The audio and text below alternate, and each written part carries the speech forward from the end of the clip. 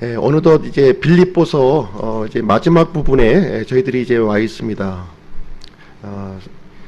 편지의 마지막 이제 인사말에 해당되는 부분인데요. 그렇지만 이 내용에서도 매우 중요한 그 메시지를 우리에게 전해주고 있습니다. 10절 말씀에 보시면요, 빌립보서 4장 10절에 보시면 그러나 이렇게 시작을 하고 있습니다. 그러나 지금까지 사도 바울은 1절부터 9절까지 이 애정어린 조언, 이 빌립보 교회를 향한 애정어린 조언을 이렇게 해 주었습니다. 사랑, 기쁨, 평강에 대해서 언급을 했고요. 그리고 성숙한 그리스도인들은 어떠한 삶을 살아야 되는가 하는 부분에 대해서도 함께 이제 알아보았습니다. 이제는 이제 국면이 전환이 되어서 이제 서둘러서 이 편지를 이제 마무리를 짓는 그런 과정에 놓여져 있습니다. 마무리 인사를 하기 전에 이제 사도 바울은 자신에 관한 얘기를 지금 이제 하고 있어요. 자신에 관한 얘기를. 사실 이제 빌립보서를 기록하기 전에 사도 바울은 이 빌립보 성도들과 좀 단절된 상태에 지금 있었습니다. 단절된 상태에 이제 있었는데 이 로마 감옥에 갇히기 전에 매우 궁금했어요. 이 빌립보 성도들은 사도 바울과 매우 각별한 이런 관계에 있었는데 서로가 소식이 두절이 되어서 매우 궁금하던 차에 에바브로디도라고 하는 사람이 방문을 한 거예요. 이 빌립보 성도 중에 한 사람이었는데 에바브로디도가 찾아와서 이 그간에 있었던 이 빌립보 성도들의 이 근황에 대한 내용을 자세하게 이렇게 듣게 되었습니다.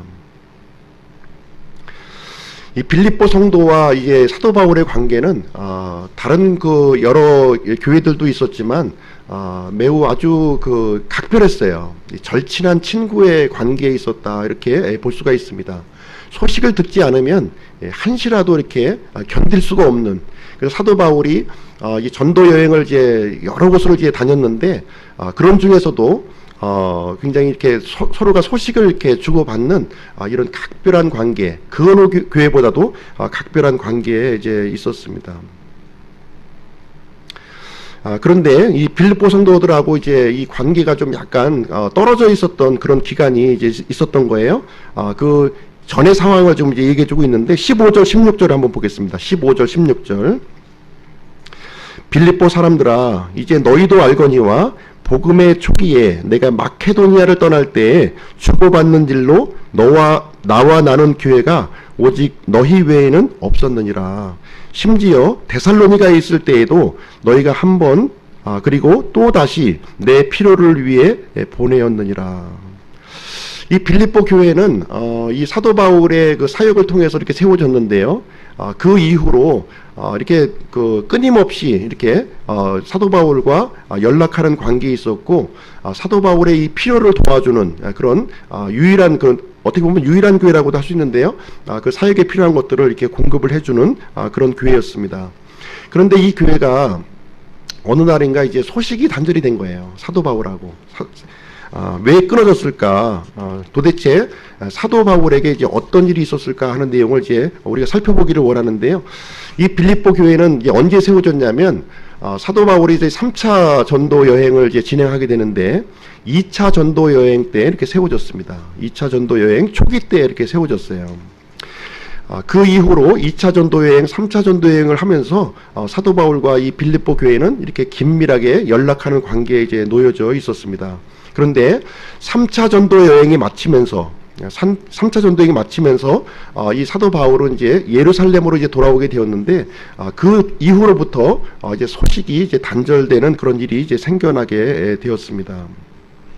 한번 그 내용을 같이 살펴보기를 원하는데요. 사도행전 21장 말씀을 한번 보시겠습니다. 사도행전 21장.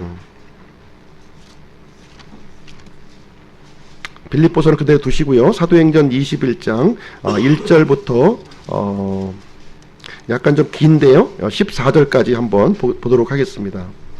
이 내용은 사도 바울이 3차 전도 여행을 마치고 이제 예루살렘으로 돌아오는 그 장면에 대해서 우리에게 이제 말씀해주고 있는 대목이 되겠습니다. 1절부터 14절까지 서로 교독을 한번 해보도록 하겠습니다. 제가 1절 읽고 그 다음 이제 1절씩 나눠서 읽도록 할게요. 우리가 그들과 작별한 뒤에 배를 타고 직선 항로로 고스에 이르러 이튿날 로데스에 들르고 거기에서 바다라로 가서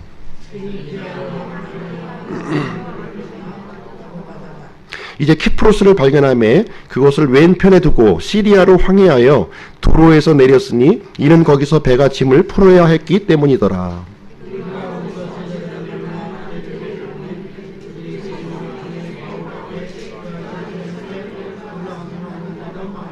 그 날들을 보내고 우리가 떠나서 우리의 길로 갈 때 그들이 다 아내들과 자녀들과 함께 나와 우리가 도시 밖으로 나갈 때까지 우리를 우리의 길로 내보내매 우리가 바닷가에서 무릎 꿇어 기도하고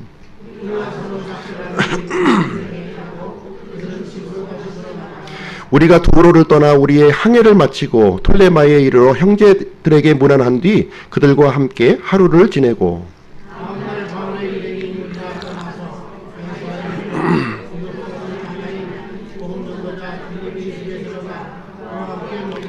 바로 그 사람에게 처녀인 네 딸이 있었는데 그들이 대언을 하더라.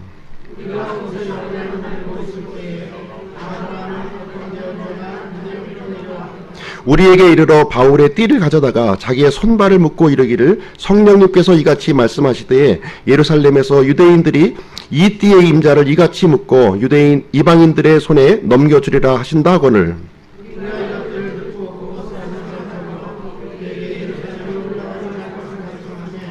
이에 바울이 응답하되 너희가 무슨 뜻으로 슬피우로 내 마음을 상하게 하느냐 나는 주 예수님의 이름을 위해 예루살렘에서 결박당하는 것뿐 아니라 죽는 것도 각오하고 있노라 하니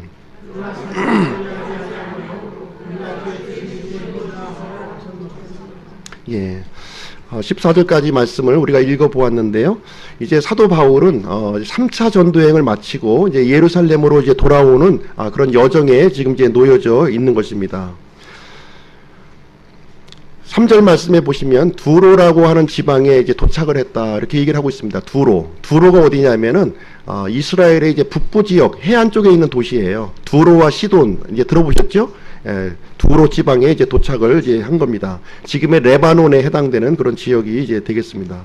거기에 와서 이제 제자들을 만났는데 이 제자들이 이 바울에게 이제 얘기를 하는 거예요. 성령님을 통해서 이 바울이 절대로 예루살렘에 들어가서는 안 된다. 이제 그 얘기를 하고 있는 거예요. 예루살렘에 들어가시면 큰일이 납니다 하는 것을 이제 조언하는 장면이 여기에 기록이 되어 있습니다. 그러나 사도 바울은 이제 예루살렘에게 내가 가야 되겠다 하는 뜻을 굽히지 않고 예루살렘으로 향하게 되는데 또 어느 지역에 도착하냐면 그 해안 쪽 밑으로 쭉 내려오시면 가이사라라고 하는 또 해안 도시가 또 있는 거예요. 가이사라 8절 말씀에 보시면 가이사라에 도착했다 이렇게 기록이 되어 있는데 거기에는 이제 누가 있냐면 초대교회 이제 7 인도자 중에 빌립이라고 하는 복음 전도자의 집이 있었던 겁니다. 거기에서 이제 머무는 장면이 이제 있는데 거기에 머물고 있는데 어떤 사람이 또 내려오냐면 유대 지방에서 10절 말씀에 보니까 아가보라고 하는 대언자가 내려왔다 이렇게 기록하고 있는 거예요. 아가보라고 하는 대언자가 내려와서 좀 더 구체적으로 사도 바울에게 앞으로 일어날 그 구체적인 내용을 또 이렇게 대언하고 있는 장면이 이제 나와 있는데요. 11절에 그 대언의 말씀이 이제 기록이 되어 있습니다. 이 아가보라고 하는 대언자가 바울의 띠를 가져다가 자기 손발을 묶고 이르기를 성령님께서 이같이 말씀하시되 예루살렘에서 유대인들이 이 띠의 임자를 이같이 묶고 이방인들의 손에 넘겨주리라. 그래서 앞으로 사도 바울의 어떤 험난한 그 길이 예고되어 있는지를 예고하면서 절대로 예루살렘에 올라가서는 안 된다.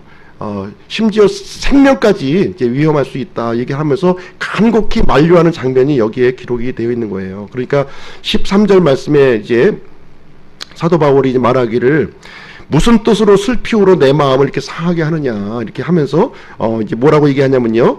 나는 주 예수님의 이름을 위해 예루살렘에서 결박당하는 것뿐 아니라 죽는 것도 각오하고 있노라 얘기하면서 예루살렘으로 가야 될 것을 자신의 그 의지를 이렇게 보여주고 있는 장면이 나오고 있습니다. 그렇게 되다 보니까 나머지 모든 사람들이 더 이상 이 사도 바울의 뜻을 꺾을 수 없다 이런 생각을 가지고서 14절 말씀에 주님의 뜻이 이루어지기를 원합니다 하면서 이렇게 예루살렘으로 보내주는 장면이 이제 기록이 되어 있는 거예요. 이 예루살렘에는 이제 큰 이제 그 험난한 길이 이제 예고가 되어 있는 겁니다. 사실 이제 사도 바울은 3차 전도 여행을 이렇게 진행했는데 1차 전도 여행은 약 2년 동안 진행이 됐습니다. 소아시아 지역을 이렇게 그 돌면서 이 복음을 선포하는 일을 이제 진행을 했고요. 2차 전도 여행은 바로 이어서 쉬지도 않고 바로 이제 이어서 또 2차 전도 여행을 진행하게 돼요.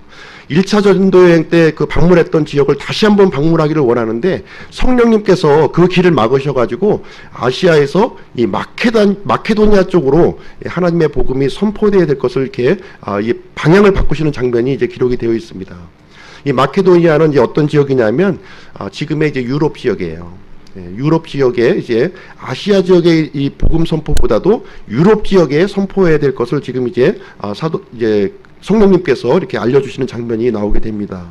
그래서 2차 전도 여행이 이제 진행이 되는데 약 3년 동안 진행이 돼요. 3년.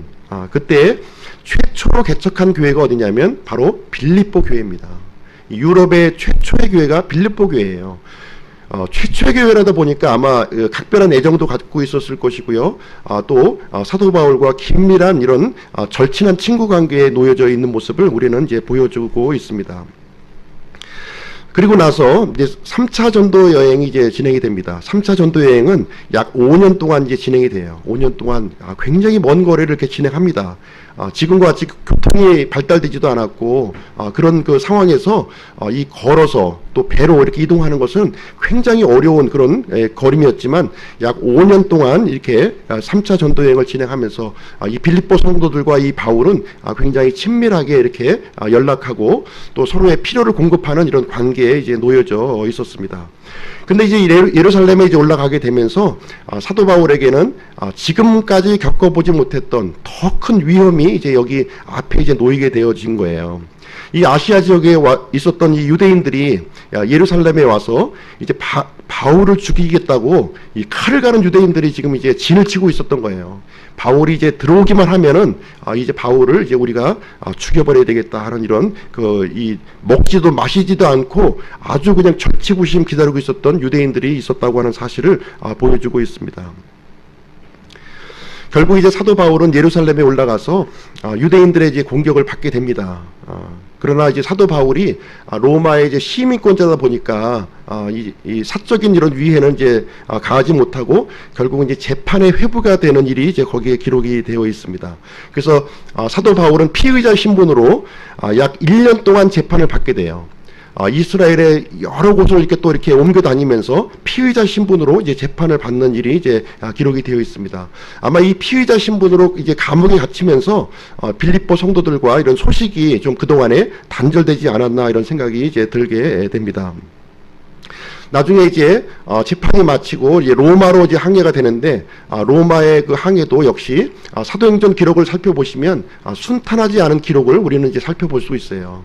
가다가 큰 폭포를 만나서 배가 파손이 당하게 되고 또 어떤 섬에 정박하게 되었는데 사도 바울은 또 이 독사에게 물려서 또 생명까지 위협을 당하는 그런 어려움을 이제 겪게 됩니다. 그러나 이제 하나님의 은혜 가운데 이제 로마의 감옥까지 가게 되는 일이 이제 기록이 이제 되어 있습니다. 이제 이 피의자로 이제 재판을 받고 또 로마 감옥에 갇히면서 빌립보 성도들하고는 이렇게 한동안 소식이 뜸하게 되는 이제 그런 일이 이제 생기게 되었다는 것을 보여주고 있습니다. 그러던 중에 이제 이 빌립보 성도들은 사도 바울이 로마 감옥에 갇혀 있다 하는 소식을 이제 알게 된 거예요. 그러면서 이 성도 중에 한 사람인 에바브로디도를 이렇게 급히 이렇게 파송을 하게 되었고요. 이제 사도 바울을 이렇게 기쁨 가운데 만나는 장면이 이 빌립보서에 기록되어 있는 모든 내용이 지금 이제 진행이 되고 있는 것입니다. 그래서 오늘 읽은 빌립보서 4장 10절 말씀에 보면은 그 배경이 되는 내용을 이제서 설명하고 있는 거예요. 편지의 서문에서는 거의 이제 얘기하지 않고 이 권변의 말씀, 조언의 말씀을 하다가 이제 사적으로 그 배경이 되는 말씀을 여기에서 우리에게 기록을 해주고 있는 것입니다. 4장 10절 말씀 한번 보실게요. 4장 10절. 같이 한번 읽어보시죠. 시작. 그러나 내가 주를 크게 기뻐하는 것은 너희가 나를 돌보려 하는 것이 이제 마침내 다시 활기를 띠었기 때문이니 너희가 또한 그것을 위해 염려하였으나 기회가 없었느니라. 그동안 기회가 없었다는 거예요. 사도 바울을 좀 만나고 싶고 소식을 좀 듣고 싶고 뭔가 좀 도와주고 싶은 마음이 있었는데 그동안 기회가 없었다. 그러나 마침내 그 기회가 오게 되어서 이제 활기를 띠게 되었다 하는 내용을 이제 우리에게 얘기를 해주고 있는 것입니다. 사도 바울은 이 빌립보 성도들하고 이렇게 만나게 된 것을 왜 기뻐했을까요? 왜 기뻐했을까요? 크게 기뻐했다 이렇게 기록하고 있는데 빌립보 성도들이 이렇게 물질적으로 도와주고 이렇게 어떤 그런 것 때문에 기뻐했을까요? 사도 바울은 그런 물질 때문에 절대로 기뻐한 것이 아니다 하는 사실을 여기 말씀을 통해서 우리에게 얘기를 해주고 있습니다.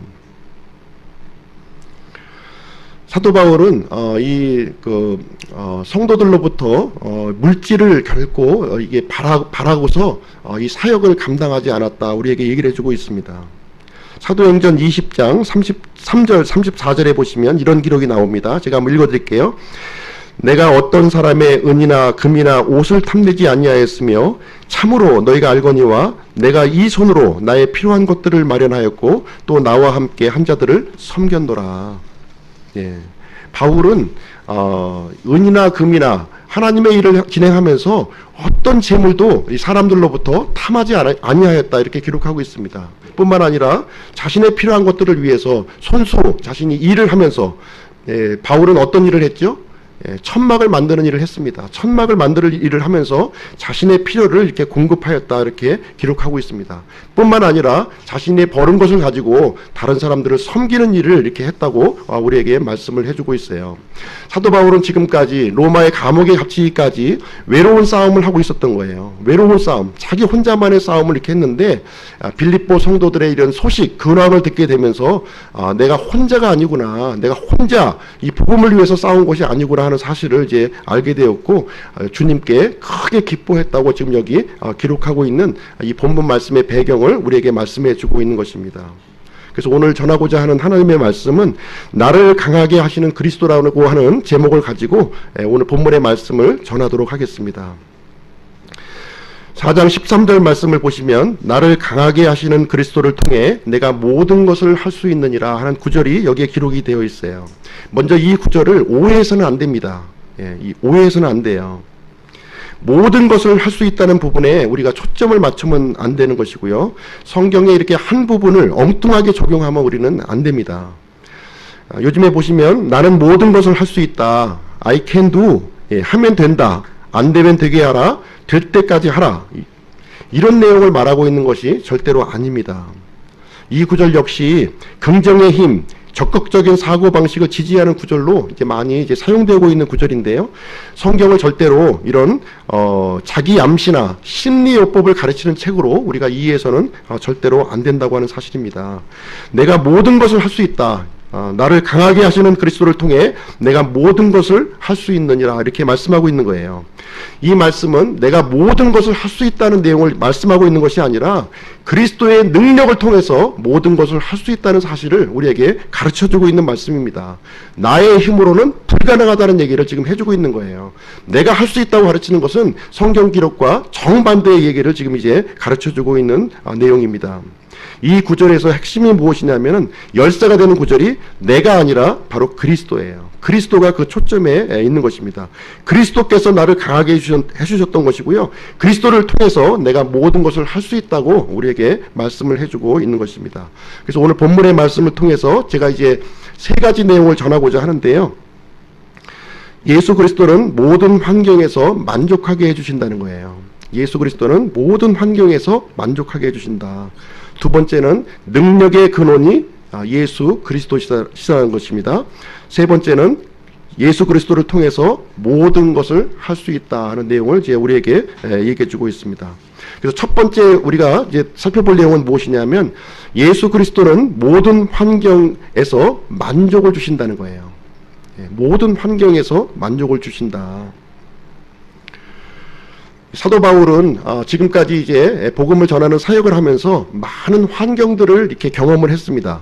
비천하게 되는 것, 풍부하게 되는 것, 배부른 것, 배고픈 것, 풍부한 것, 궁핍한 것, 여러 환경들을 이렇게 경험을 했습니다.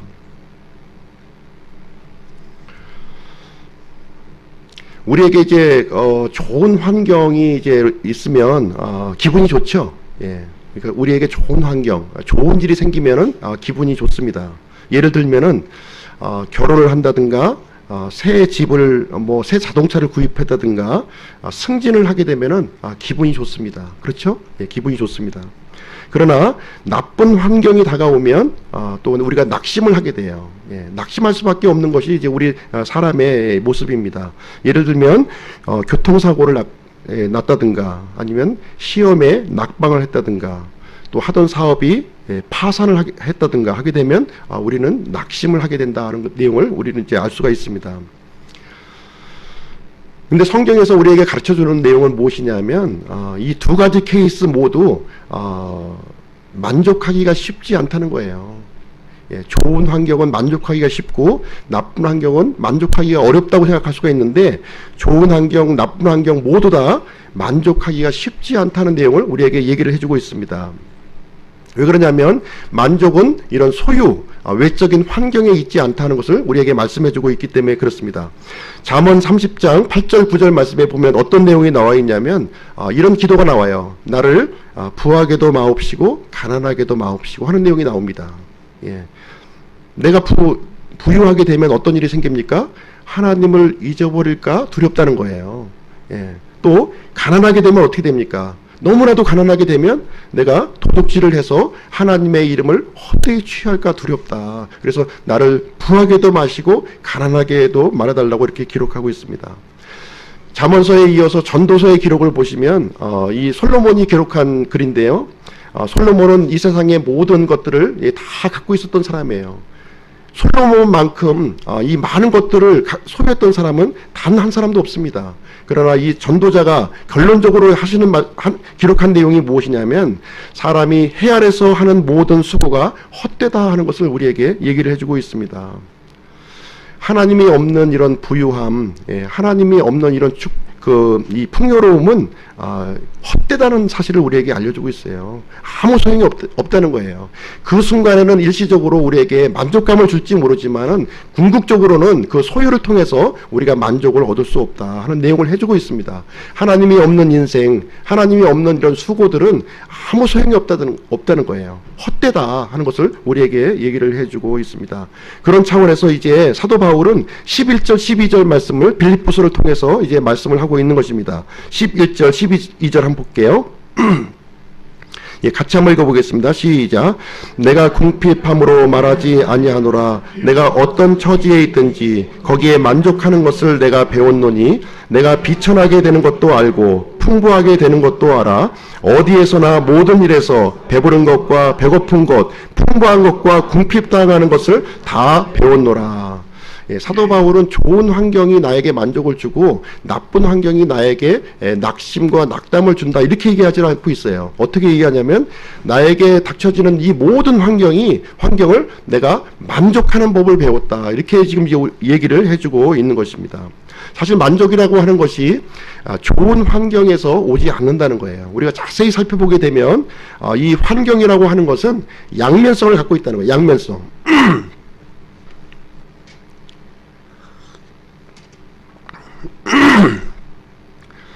좋은 환경이 꼭 편안함을 주지만 반면에 독이 될 수 있다는 것을 우리에게 알려주고 있습니다. 좋은 것이 꼭 좋지만 않다는 거예요. 그리고 나쁜 것이 꼭 나쁘지만 않다는 것을 우리에게 알려주고 있어요. 이 환경이라고 하는 것은 양면성을 가지고 있는 거예요.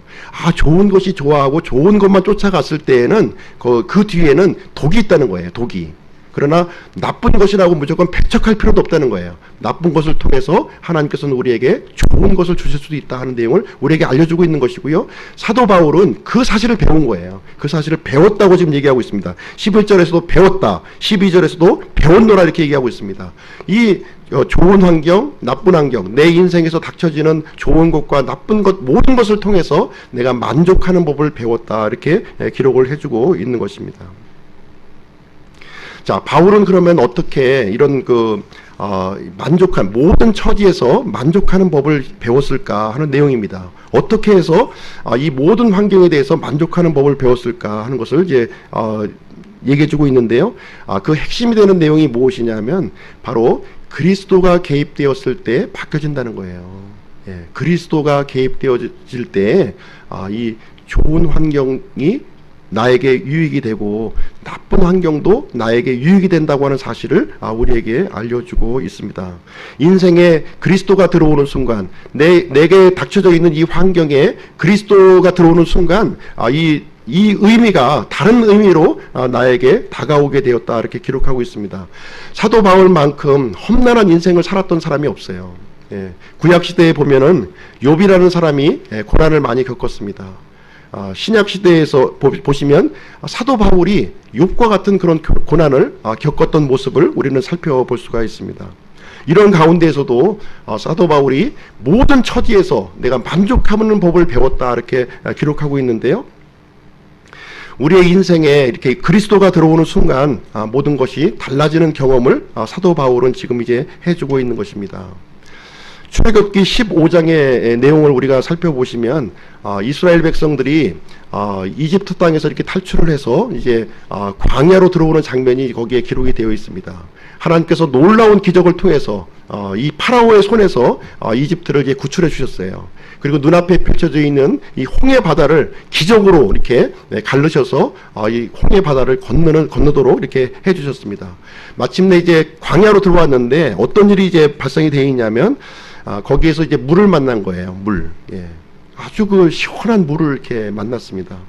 근데 그 물을 먹으려고 하니까 물을 먹을 수가 없는 거예요. 물을 먹을 수가 없어요.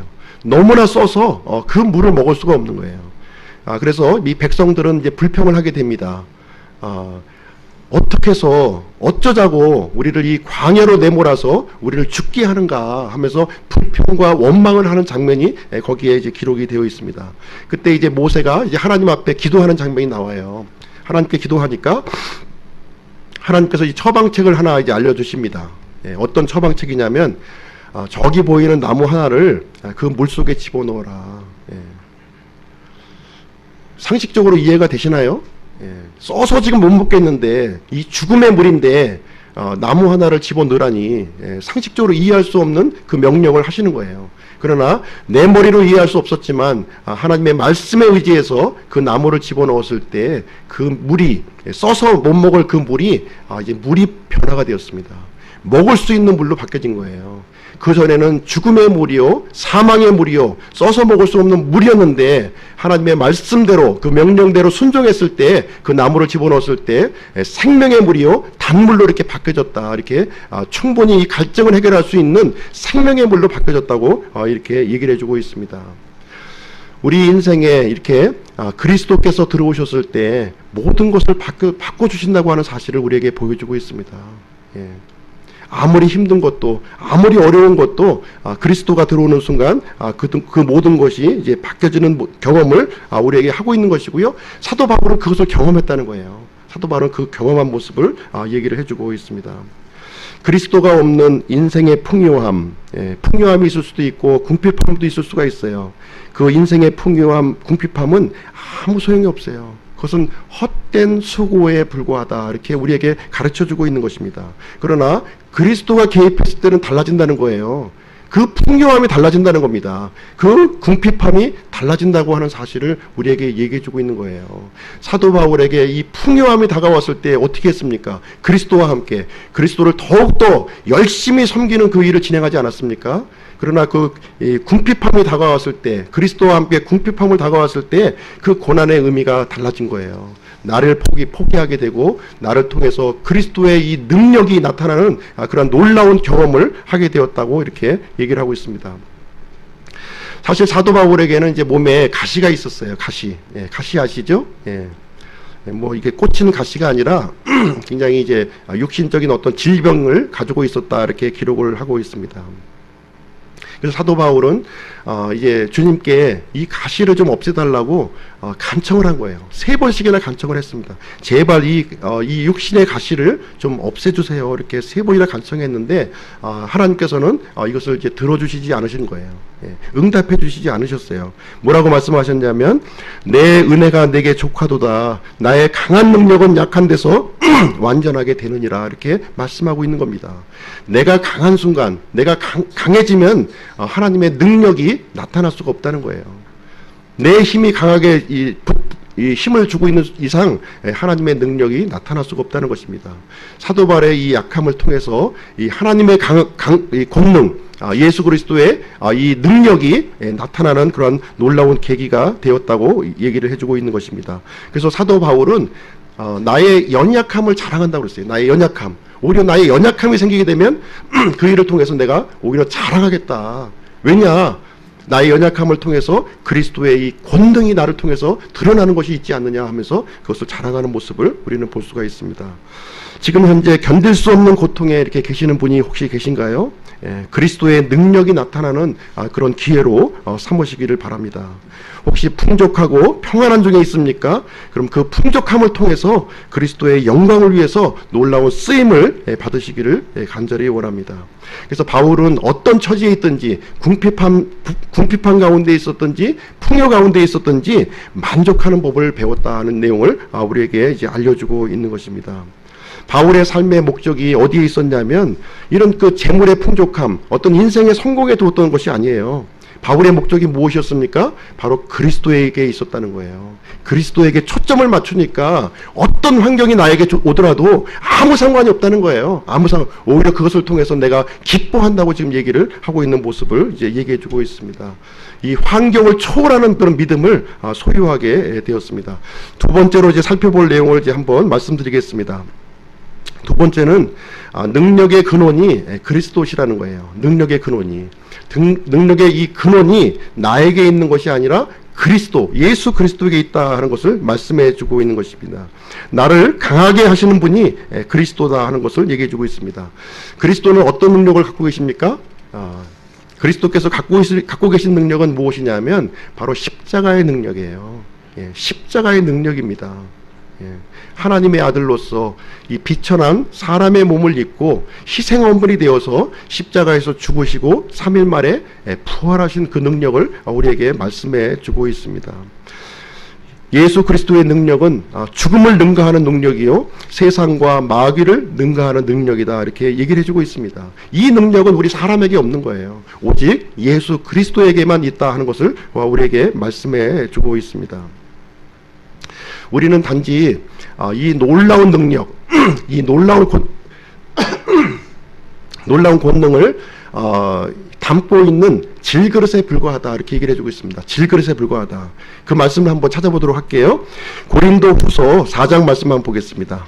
빌립보서 놔두시고요. 고린도후서 4장 7절로 10절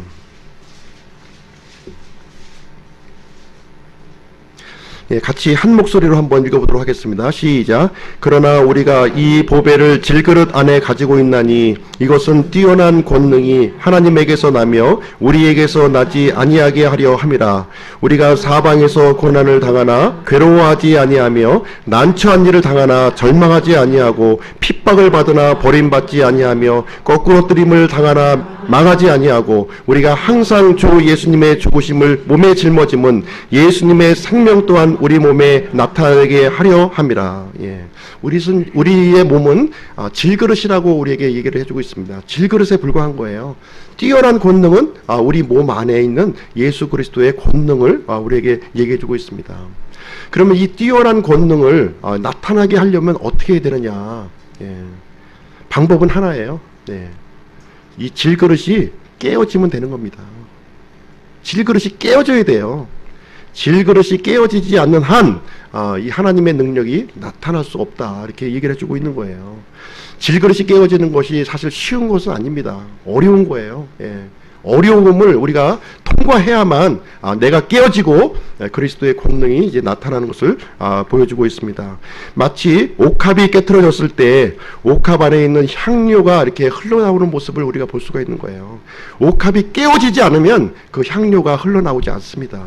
우리의 질그릇이 깨어졌을 때 우리 안에 있는 예수님의 놀라운 권능이 우리를 통해서 흘러나오게 된다, 이렇게 얘기를 해주고 있습니다. 내가 깨어지지 않으면요, 어떤 일이 생기냐면 육신적인 것이 나오는 거예요. 육신적인 것, 육신적인 것, 내 자아가 나오는 거예요. 다툼과 시기와 분열이 그래서 이제 생겨나게 되는 것입니다.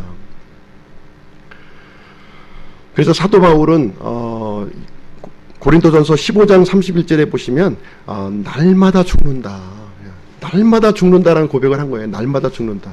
어떤 집에 이제 가정에 제가 가보니까요, 이 명패를 하나 이렇게 그 거실장에다 이렇게 올려놓으셨는데, 날마다 죽노라 이렇게 하면서 날마다 죽어야 되는 것을 새롭게 각인시키는 그러한 모습을 우리는 보았습니다. 내가 깨어지고 내가 부인되어지고 내가 포기되어졌을 때 그리스도의 능력이 우리를 통해서 나타난다고 얘기를 해주고 있습니다. 질그릇이 깨어지지 않는 인생은 어떤 인생이냐면 힘겨운 인생입니다. 한마디로 얘기하면 힘겨운 인생이에요. 나룻배를 저어가는 힘겨운 인생이에요. 그러나 내가 깨어지게 되면 이제 더 이상 내가 이 나룻배를 저을 필요가 없는 거예요. 그리스도의 권능을 통해서 내가 이제 이 몰려오는 이 거친 파도를 내가 이렇게 뚫고 나아갈 수 있는 힘이 생긴다고 하는 사실을 우리에게 얘기해 주고 있습니다.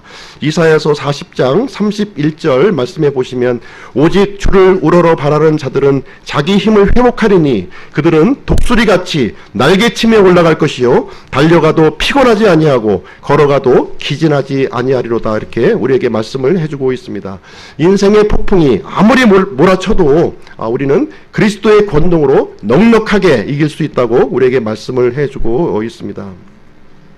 사도 바울은 이런 이 권능, 막 내가 어떻게 막 쥐어짜는 나의 능력이 아니라 예수 그리스도로부터 샘솟듯이 나에게 공급되는 이 능력, 이 권능을 경험했다, 이렇게 얘기를 해주고 있는 것입니다. 내가 육체가 문드러졌을지라도, 고난이 닥쳐왔을지라도, 아무리 어려운 환경이 있을지라도, 나의 힘이 다 소진되었을지라도 그때 비로소 그리스도의 권능이 나를 통해서 이제 흘러나오게 된다는 것을 경험을 했다고 하는 사실입니다. 우리의 싸움은 어떤 싸움이죠? 우리의 싸움은 영적인 싸움이에요. 이 몸과 피로 이렇게 싸우는 그런 싸움이 아닙니다. 내 힘으로는 불가능한 거예요. 내가 죽는 연습을 끊임없이 할 때 우리는 영적인 싸움에서 승리할 수 있다는 사실을 우리에게 얘기를 해주고 있습니다. 마지막으로 세 번째 우리가 이제 살펴볼 내용은 무엇이냐면, 예수 그리스도를 통해서 모든 것을 할 수 있다는 거예요. 예수 그리스도를 통해서 모든 것을 할 수 있다. 빌립보서 4장 13절에 보시면, 나를 강하게 하시는 그리스도를 통해 내가 모든 것을 할 수 있느니라. 모든 것을 할 수 있다. 여기에 초점 맞추지 말라고 그랬죠? 여기에 맞추시면 안 됩니다. 나를 강하게 하시는 그리스도를 통해서 할 수 있다고 하는 사실을 우리에게 말해주고 있습니다. 이 구절은 내가 원하는 것, 내가 하고 싶은 것을 다 할 수 있다, 이 내용이 아니에요. 요술램프의 그 지니와 같은 이 마법의 주문이 아니라는 얘기예요. 하나님의 말씀은 우리가 자세하게 살펴봐야 돼요. 나를 강하게 하시는 그리스도를 통해 내가 모든 것을 할 수 있느니라, 이렇게 얘기를 해주고 있습니다. 이 말씀의 주체는 누구냐면 내가 아니라 바로 그리스도시라는 거예요. 그리스도께서 원하시는 모든 것을 내가 할 수 있다, 이 얘기를 우리에게 알려주고 있는 것입니다. 우리 구원받은 그리스도인들은 예수님과 이렇게 지체관계예요. 그죠? 지체입니다. 예수님의 그 일부라고 우리에게 말씀을 해주고 있습니다. 우리가 예수님을 유일한 구원자로 내가 받아들일 때, 우리는 구원을 받습니다. 하나님의 자녀, 새로운 신분을 우리가 얻게 돼요. 우리가 모든 것을 할 수 있는 것은 예수 그리스도, 우리를 구원해 주신 예수님과 내가 연합할 때에 우리가 모든 것을 할 수 있다고 이렇게 얘기해 주고 있습니다. 좀 성숙한 믿음을 얘기하고 있는 거예요. 성숙한 믿음을 가졌을 때에 그리스도께서 원하시는 것을 내가 모든 것을 할 수 있다, 이 얘기를 해주고 있는 것입니다. 갓 구원받은 사람이 이 말씀을 주문처럼 이렇게 외운다고 해서 이루어지는 것이 아니에요. 네, 이거 성숙한 자에게 주어지는 하나님의 약속의 말씀입니다. 내가 그러면 그리스도와 한 몸으로 연합되었다고 하는 사실을 어떻게 알 수 있나요? 예, 이것은 적극적으로 내가 그리스도 안으로 들어가는 거예요. 적극적으로 내가 그리스도 안으로 들어가는 것을 말합니다. 그리스도 안에서 거하는 삶, 구체적으로 말한다면 하나님의 말씀 안에 내가 거하는 삶을 얘기를 해주고 있는 것입니다. 이 관련 구절을 한번 살펴보겠습니다. 요한복음 15장 말씀 한번 보실게요. 요한복음 15장.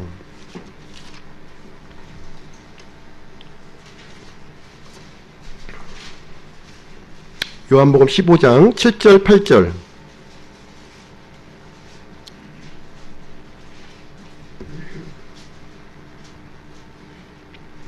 같이 읽겠습니다. 시작. 너희가 내 안에 거하고 내 말들이 너희 안에 거하면 너희가 원하는 바를 구하라. 그러면 그것이 너희에게 이루어지리라. 너희가 열매를 많이 맺는 것, 이것으로 내 아버지께서 영광을 받으시나니 이로써 너희가 내 제자가 되리라. 네. 어떻게 하면 됩니까?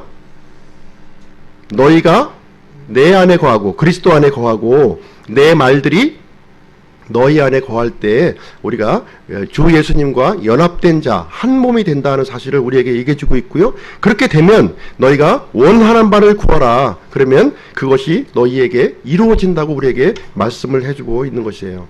그래서 그리스도와 내가 하나가 될 때, 그리스도와 내가 하나로 연합이 될 때 그리스도의 원함이 나의 원함이 되는 겁니다. 그죠? 나의 원함이 그리스도의 원함이 되시는 거예요. 한 몸이 되었기 때문에 동일한 생각, 동일한 마음을 이렇게 갖게 된다고 하는 사실을 우리에게 얘기해 주고 있습니다. 우리가 그리스도와 함께 긴밀히 연합하게 되면 예수 그리스도께서 원하시는 일들, 그런 일들이 나를 통해서 제한 없이 이루어진다고 우리에게 약속해 주고 있는 놀라운 말씀입니다. 요한복음 14장 12절에 보면은 어떤 내용이 기록되어 있냐면은 예수님께서 행하신 일보다 더 큰 일을 할 수 있다고 우리에게 말씀해주고 있어요. 우리 믿는 사람들이 예수님께서 이 땅에서 지상사역하는 동안에 하셨던 그 일들보다도 더 큰 일을 우리에게 할 수 있다고 우리에게 말씀을 해주고 있습니다. 사실 예수님은 갈릴리 지역, 거의 갈릴리 지역에 국한된 제한된 사역을 하셨어요. 그러나 오늘날 우리 예수님을 믿는 사람들은 우리는 제한 없는 사역을 할 수 있습니다. 이 인터넷을 통해서, 문서를 통해서, 여러 가지 일을 통해서 더 큰 일을 할 수 있는 거예요. 문제는 무엇이냐? 예수님과 얼마큼 내가 연합될 수 있느냐 하는 것이 중요하다고 하는 사실이에요. 그리스도와 연합된 사람들을 통해서 예수님께서는 이 더 큰 일을 진행하시겠다고 우리에게 말씀을 해주고 있는 것입니다. 자, 그러면 그리스도께서 원하시는 일은 무엇인가 하는 것입니다. 과연 그리스도께서 원하시는 일은 무엇인가? 디모데전서 2장 4절 말씀 한번 보겠습니다. 디모데전서 2장 4절. 디모데전서 2장 4절. 316쪽이고요. 같이 한번 읽어보겠습니다. 시작. 그분은 모든 사람이 구원을 받고 진리를 아는 데 이르기를 원하시느니라. 주님께서 원하시는 것은 다른 게 없어요. 다른 게 없습니다. 모든 사람이 구원받고 진리를 아는 데 이르기를 원한다. 구원받고 끝나면 안 됩니다. 구원받고 끝나면 안 돼요. 진리까지 아셔야 돼요. 항상 배우지만 진리에 이르지 못하는 사람들이 있다고 또 얘기하고 있습니다. 구원받을 뿐만 아니라 진리까지, 진리를 아는 데까지 이르기를 원하신다고 얘기하고 있습니다. 그래서 지금까지 오실 날을, 지금 이제 다시 오실 날을 고대하면서 지금 이제 기다리고 계시고, 우리 믿는 사람, 연합된 자를 통해서 지금 이 일을, 이 땅의 일을 진행해 나가고 계시는 것입니다. 결론을 내리도록 하겠습니다. 그리스도와 함께할 때, 모든 환경이 나에게 유익이 됩니다. 좋은 환경만 좋은 게 아니에요. 나쁜 환경도 나에게 유익으로 만들어 주신다, 이렇게 말씀하고 있습니다. 그리스도와 함께하는 인생은 어떤 처지에 있어서도 승리하는 인생이요, 성공한 인생이라고 우리에게 말씀해 주고 있습니다. 우리가 무슨 일을 하느냐가 중요한 게 아니에요. 무슨 일을 하는 것이 중요하지 않다. 비천한 일이든 좋은 일을 우리가 할 수가 있습니다. 그렇지만 그리스도와 함께하는 인생이 중요하다고 하는 사실을 우리에게 말씀해 주고 있는 것입니다. 우리 인생의 모든 문제의 해결책은 바로 그리스도에게 있어요. 그리스도에게 있습니다. 어렵고 힘든 상황에 있을지라도 나를 내려놓고 그리스도를 의지할 때 그리스도께서 나의 힘이 되어주시고 나에게 은혜가 되어주신다고 말씀을 해주고 있습니다. 예수 그리스도를 우리의 인생의 목적으로 삼을 때 모든 것들을 감당할 수 있는 힘을 넉넉히 우리에게 허락해 주신다고 약속을 해주고 있는 것입니다. 그래서 오늘은 어려움에 처한 그리스도인들이 어떻게 만족하는 삶을 살 수 있는가, 승리하는 삶을 살 수 있는가 하는 부분에 대해서 함께 살펴보았습니다. 환경을 좋게 해준다고 해서 또 많은 재물을 소유한다고 해서 행복하고 만족한 삶을 사는 것은 절대로 아니다 하는 것을 우리에게 알려주고 있는 거예요. 유일한 해결책은 뭐냐? 예수 그리스도가 있느냐 없느냐, 예수 그리스도와 내가 함께하고 있느냐 함께하지 못하고 있느냐가 중요하다고 하는 내용을 우리에게 알려주고 있습니다. 우리 눈앞에 펼쳐지는 것들은요, 10분의 1도 안 돼요. 10분의 1도 안 됩니다. 우리 눈에 보이는 건 10분의 1에 불과해요. 안 보이는 부분이 거의 90% 이상이에요. 그 부분을 그 모든 부분, 보이는 부분과 보이지 않는 부분을 주장하고 계신 분이 누구시냐면 바로 하나님이신 거예요. 그 하나님을 의지할 때 우리가 올바른 삶, 하나님께서 원하시는 그 기뻐하는 삶을 살 수 있다고 우리에게 말씀을 해주고 있는 것입니다. 눈에 보이는 것보다는 그리스도를 추구하는 성도님들이 되시기를 바라고요. 그리스도를 통해서 어떤 처지에 있든지 만족하는 삶, 승리하는 삶이 되시기를 주님의 이름으로 간절히 축원합니다. 기도하고 마치도록 하겠습니다.